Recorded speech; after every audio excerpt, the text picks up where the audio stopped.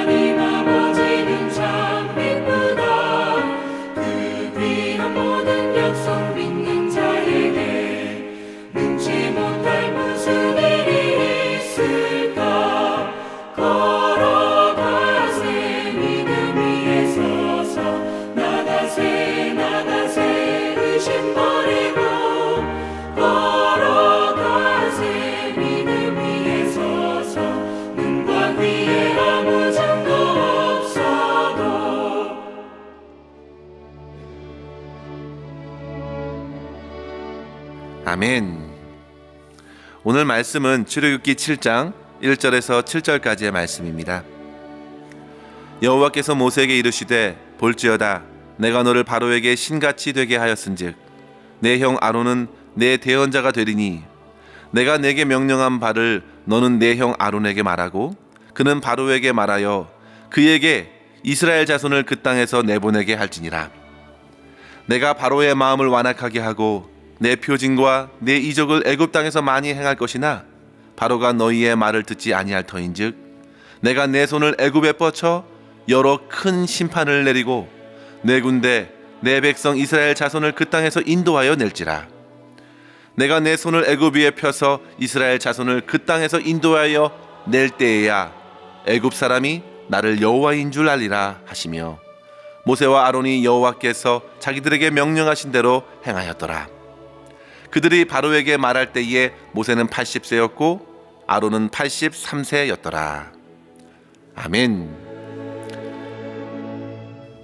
모세와 아론은 앞서 바로에게 가서 이스라엘 백성들을 내보내라는 하나님의 말씀을 전하였지만 그로 인해 이스라엘 백성들의 고통은 이전과 비교할 수 없을 정도로 심해졌습니다. 결국 모세와 아론은 그들의 원망과 고통 섞인 부르짖음을 고스란히 받아내어야 했습니다. 그리고 모세는 다시금 하나님께 고합니다.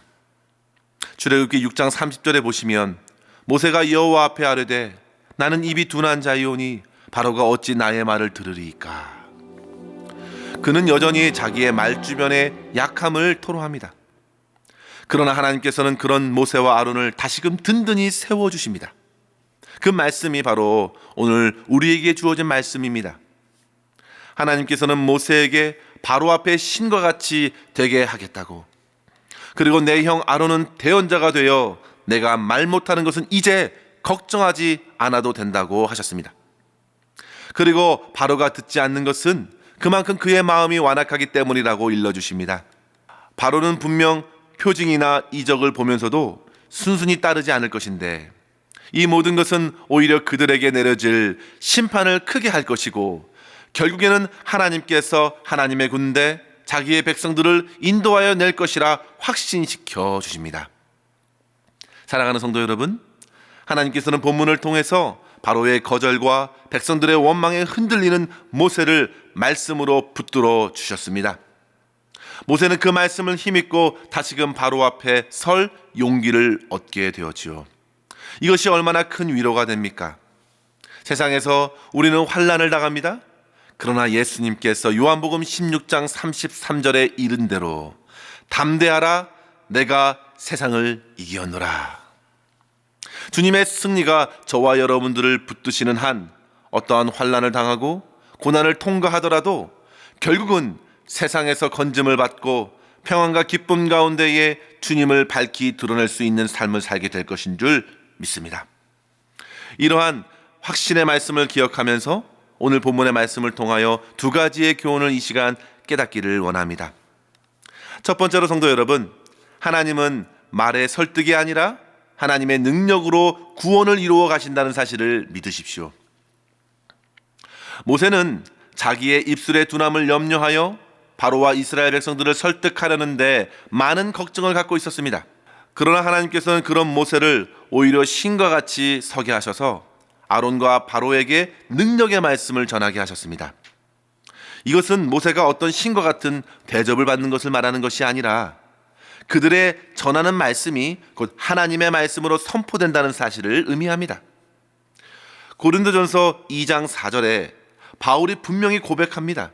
내 말과 내 전도함이 설득력 있는 지혜의 말로 하지 아니하고 다만 성령의 나타나심과 능력으로 하여. 결국에는 하나님의 능력에 하나님의 구원이 있다는 말씀이시죠. 따라서 성도 여러분, 우리는 이러한 하나님의 말씀을 믿어야겠습니다. 하나님의 구원은 말하는 자의 능력과 지혜나 경험과 어떤 재주에 있는 것이 아닙니다. 오직 하나님의 능력에 있습니다. 오직 십자가의 능력으로 구원이 있는 것입니다. 그래서 본문에서 모세가 자기가 말을 하지 못한다는 것은 당시에는 그가 잘 몰랐어도 그것이 오히려 하나님의 말씀의 능력이 얼마나 크게 나타난지를 보여주는 반증이 된다는 사실을 우리는 깨닫게 되는 것이죠. 모세가 생각하기에 자기는 너무도 말주변이 없고 그저 어색하게 전할 수밖에 없다 하더라도 하나님께서는 그것이 오히려 하나님의 말씀의 능력을 나타내는데 전혀 지장이 되지 않는 것이죠. 오히려 하나님의 능력이 크심을 드러내게 될 것입니다. 따라서 성도 여러분, 우리가 복음을 전하고 교회를 섬기는 데 있어서도 어떤 나의 말주변으로 어떤 나의 경험과 능력으로 하지 말고 오히려 나의 연약함과 부족함을 그대로 인정하십시오. 없는 척도 말고 그것 때문에 할 수 없다고도 말고 모든 연약함을 아시고도 귀한 사명을 허락하시는 우리 하나님의 능력만을 힘입고 겸손하게 주님의 사명을 감당하고 주신 말씀에 순종할 수 있기를 바랍니다. 그리고 하나님은 모세를 신으로 아론을 하나님의 대언자로 바로 앞에 세워주신다 하셨습니다. 이것은 그들이 바로의 마음을 돌리기 위해 설득하거나 노력할 이유가 없다는 것입니다. 모세가 노력한다고 해서 바로가 자기를 꺾고 모세의 말에 순응할 리가 없습니다. 본문 3절에 보시면 하나님께서는 바로의 마음을 완악하게 하신다 하셨는데요. 이 말은 순순히 하나님을 따르던 바로의 마음을 바꿔 불순종하게 한다는 의미가 아닙니다. 하나님을 대적하는 그 완악한 바로의 마음을 그대로 내버려 두신다는 말씀입니다. 성도 여러분, 하나님께서 내버려 두시면 그 어떤 인생도 소망이 없습니다. 아무리 그가 제국의 왕이라 할지라도 그대로 내버려 두는 것은 마치 자연스럽게 이 땅에 태어난 아이를 내버려 두는 것 같은 비참함에 빠지는 것이죠. 바로는 그 사실을 전혀 모르고 오로지 완악한 자기 마음에 이끌려 하나님의 말씀을 밀쳐내었습니다. 하나님께서 표징과 이적을 나타내셔도 소용없었습니다. 본문 이후 9절에 보시면 아론이 지팡이를 던져 뱀이 되었지만 곧이어 바로도 술사들을 시켜 요술로 뱀을 만들어내었습니다. 그러자 곧 아론의 뱀이 그 뱀을 삼키게 되는데요. 그만큼 바로의 마음은 자기도 할 수 있다는 기세로 밀쳐내는 것입니다. 결코 말씀을 순순히 듣지 않습니다. 성도 여러분, 기적과 표적이 반드시 믿음을 일으키는 것은 아닙니다. 하나님의 기적의 역사가 오히려 죄인의 교만과 악함을 더욱 밝히 드러내어 마음을 걸어 잠그고 하나님과 그 말씀을 무시할 수도 있습니다. 성도 여러분, 우리는 이적에 매달리며 주님을 믿지 않습니다. 믿음은 어떤 기적을 통해서가 아니라 그리스도의 말씀을 들음으로 생기기 때문입니다. 생명의 말씀이 내 마음에 들려짐으로 어두운 심령에 믿음이 생기고 생명의 말씀에 순종으로 반응하게 되는 것입니다. 결국 바로의 완악함은 후에 하나님의 심판이 얼마나 엄중한지를 보여주는 근거가 됩니다. 따라서 성도 여러분, 우리는 어떤 드러나는 말의 유창함, 어떤 기적과 이적에 연연하지 말고 오히려 나의 믿음 없음을 정직히 고백하고 나의 악함과 나의 약함을 인정하며 오직 주님의 능력에 모든 것을 맡기며 주님의 말씀에 순종하는 삶을 살아갈 수 있기를 주님의 이름으로 간절히 축원합니다. 두 번째로 성도 여러분, 우리는 하나님께서 자기의 능하신 구원 역사로 하나님 자기 자신을 세상에 나타내시기를 원한다는 사실을 보아야 합니다. 앞서 구원은 모세의 말이나 인간의 설득, 경험, 능력에 있는 것이 아니라 어떤 이적이나 기사를 통해서 있는 것이 아니라 오직 하나님의 능력에 있다는 사실을 살펴보았는데요. 다윗은 압살롬을 피하면서 시편 3편 8절에 이렇게 고백합니다. 구원은 여호와께 있사오니 주의 복을 주의 백성에게 내리소서. 요나 선지자도 물고기 뱃속에서 기도하지요. 구원은 여호와께 속하였습니다. 오늘 본문에서 강조하는 것이 바로 이 점입니다. 하나님, 내가 하시겠다는 것입니다. 4절에 보시면 내가 내 손을 뻗쳐 내 군대, 내 백성을 인도하겠다. 5절에도 보시면 내가 내 손을 애굽 위에 펴서 이스라엘 자손을 그 땅에서 인도하여 낼 때에야 애굽 사람이 나를 여호와인 줄 알리라.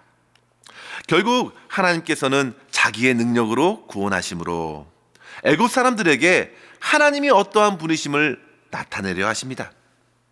바로는 하나님을 정말 모릅니다. 애굽 사람들도 아직 모릅니다. 이스라엘 백성들도 사실 잘 모릅니다. 이제 하나님께서는 모세와 아론을 통해서 어둡고 우매한 인생들에게 구원의 하나님을 드러내려 하십니다. 사랑하는 성도 여러분, 오늘날도 마찬가지입니다. 하나님께서는 저와 여러분에게 허락하신 놀라운 구원을 통해서 오로지 자기 자신만 알고 눈앞에 보이는 세상의 전부인 줄 알고 세상 안에 여러 권력과 물질, 명예와 욕심에 사로잡혀 있는 모든 사람들에게 하나님이 누구이신지를 드러내기를 원하신다는 사실을 깨달아야겠습니다. 하나님께서는 모세와 아론을 사용했던 것처럼 오늘날 저와 여러분에게도 말씀하심으로 저와 여러분의 삶을 통해서 하나님을 드러내기를 원하신다는 것이죠.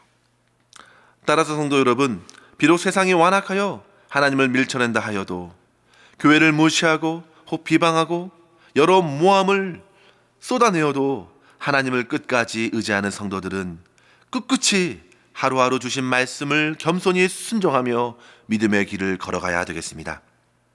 오늘 6절에 보시면 모세와 아론은 여호와께서 자기들에게 명령하신 대로 행하였습니다. 그들의 나이가 많고 적음을 떠나서 모든 구원받은 인생은 그렇게 주신 말씀을 순종으로 살아가 세상에서 하나님이 누구이신지 예수님이 어떠한 분이신지를 드러내는 축복의 통로로서 매일매일의 삶을 살아갈 수 있어야겠습니다. 이러한 은혜가 저와 여러분의 삶에 가득 넘치시기를 주님의 이름으로 간절히 축원합니다. 기도하겠습니다. 하나님 아버지 감사합니다.